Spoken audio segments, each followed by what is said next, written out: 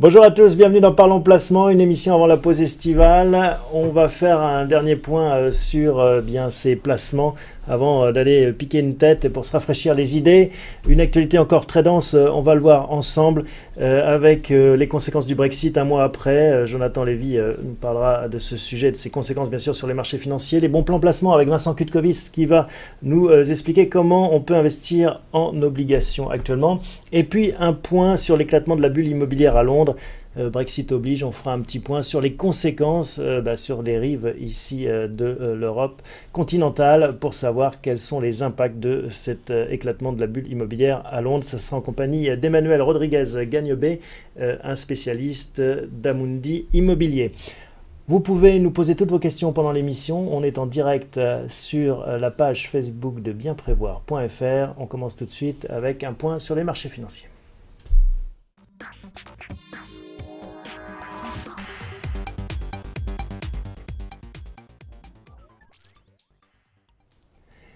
Jonathan, bonjour. Bonjour Thomas. Bienvenue dans notre nouveau studio.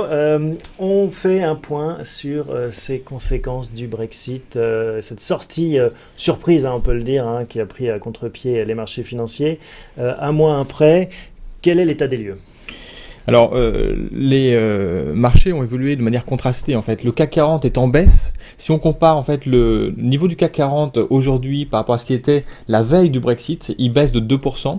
Le FTSE, l'équivalent en fait à Londres, est en hausse de 6%. Donc, grand paradoxe. Allez comprendre. Allez comprendre. Alors, comment est-ce qu'on l'explique ? Comment on l'explique, c'est parce que les différents secteurs ne sont pas touchés de la même façon. Le secteur le plus touché, c'est le secteur bancaire. Et le poids du secteur bancaire dans le CAC 40 est beaucoup plus important que dans le FTSE. Il y a 100 valeurs dans le FTSE, il n'y a que 40 valeurs dans le CAC 40. Il est plus diversifié, le FTSE. Il y a par exemple le secteur de la pharmacie est beaucoup moins touché. Le poids de la pharmacie est plus important dans le FTSE. Donc pour des raisons techniques, le FTSE n'est pas un indicateur fiable en fait de la réaction des marchés. Mais ça a été le cataclysme, la propagation systémique que certains redoutaient. Alors on voit quand même des effets très forts sur certaines classes d'actifs. Par exemple, sur les devises, l'euro a baissé un tout petit peu par rapport au dollar de 4%, mais surtout en fait la livre a baissé de 12% par rapport au dollar. Sur un marché comme les devises, qui est un marché très très large, très profond, des variations comme celle-là en quelques jours, c'est très très important en réalité en fait. Et ça c'est vraiment un indicateur fiable du cataclysme de l'annonce du Brexit. Et puis pour finir ce tour d'horizon, les taux d'intérêt ? Les taux d'intérêt, ils ont encore fortement baissé suite au Brexit. En fait, ils prolongent la baisse qu'on avait observée, dont on a parlé ici plusieurs fois, qui existe depuis quelques mois. Ça s'est accéléré encore. On a vu le Bund allemand, l'obligation de l'État allemand à 10 ans passer en territoire négatif. L'État français n'est pas très très loin. La Suisse, 50 ans en territoire négatif. Tout à fait, 50 ans en territoire négatif. Donc ça prouve en effet l'état d'esprit des investisseurs qui préfèrent perdre un peu d'argent sur 50 ans que de prendre un risque. Et ça prouve aussi la difficulté d'un Mario Draghi et des banquiers centraux parce qu'on a un nouveau boulet déflationniste avec ce Brexit. Exactement, il faut que les banques centrales soient à la manœuvre pour rassurer les marchés, pour rassurer les investisseurs et pour soutenir aussi l'économie. La politique monétaire est quand même, on le rappelle, un facteur de soutien à l'économie réelle. C'est le cas en Europe, c'est le cas aussi en Grande-Bretagne. Les enjeux économiques maintenant du Brexit, quels sont-ils ? On parle bien sûr de conséquences plutôt négatives sur la croissance. Alors, les conséquences sont très négatives sur la croissance. Alors, ça dépend de quel côté on se place. Si même des deux côtés, j'ai l'impression. Mais on n'est pas du tout dans la même proportion, en fait. L'impact est a priori assez faible, assez limité dans la zone euro, même en France. Il serait de 0,1-0,2%, même dans toute l'Union européenne. Donc, c'est assez même incommensurable pratiquement. Alors que du côté du Royaume-Uni, maintenant, on s'attend à une récession de 2% pour 2017. Avec des risques d'effets collatéraux, parce qu'en effet, on connaît nos amis anglais, ils savent aussi être opportunistes et donc peut-être rebattre ou changer les règles du jeu pour essayer d'atténuer ce choc récessionniste. Oui, c'est normal, il faut qu'ils gèrent la situation. On a dit par exemple, la Banque d'Angleterre va baisser les taux, les Anglais empruntent beaucoup à taux variable, donc les Anglais vont profiter de la baisse des taux, ils vont regagner en pouvoir d'achat. Mais par ailleurs, le pouvoir d'achat en fait a diminué. Ils importent énormément de biens et services, le Royaume-Uni, ils sont en déficit quand même, il faut le savoir. Ils importent beaucoup, la devise qui baisse, c'est une perte de pouvoir d'achat pour les Anglais. Donc ça se voit sur la consommation et on l'a vu dès le 24 juin en fait. Par exemple, exemple, les chiffres de vente du secteur automobile sont en baisse sur le mois de juin, alors qu'il n'y a que 8 jours d'impact du Brexit sur le mois de juin. Plus l'impact sur la City, on connaît l'importance de ce secteur pour l'économie britannique. Bien sûr. Vous nous avez apporté une carte. Je vous laisse la commenter, on la voit qui s'affiche. Répartition du PIB mondial. Oui, alors là, on voit en fait les principales zones sur les points qui sont là. Il y a les 2/3 de l'économie mondiale. La première zone, c'est évidemment les États-Unis. Là, je ne vous apprends rien. La deuxième zone, c'est l'Union européenne à 27. On a déjà enlevé la Grande-Bretagne, on a pris un petit peu d'avance. On faisait jeu égal avec les États-Unis avant. On faisait jeu égal. Alors actuellement en fait, on est en réalité à 25%. On est légèrement au-dessus des États-Unis en fait avec le Royaume-Uni. Si on enlève le Royaume-Uni, on est en dessous. 25% pour les États-Unis, 21% pour l'Union européenne à 27. Et la Chine. Et la Chine est à 16%, qui croît beaucoup, mais qui n'est pour l'instant que à 16%. Donc l'enjeu aujourd'hui pour le Royaume-Uni, c'est l'accès au marché unique. On voit bien à travers ces chiffres l'importance de l'accès au marché unique. Oui, parce que s'ils se retrouvent avec des droits de douane pour les États-Unis, la Chine et l'Union européenne, ils ont un problème supplémentaire. Ils ont un problème supplémentaire et aujourd'hui, il y a de grosses incertitudes par rapport à ça. Il y a également un autre sujet pour eux. Il y a beaucoup d'entreprises américaines, hors Union européenne, des entreprises suisses, des banques suisses par exemple, attaquaient le marché unique européen à travers le Royaume-Uni. Ils s'implantaient au Royaume-Uni pour attaquer le marché unique européen. Mais ils n'étaient pas dans la zone euro, ils étaient dans l'Union européenne.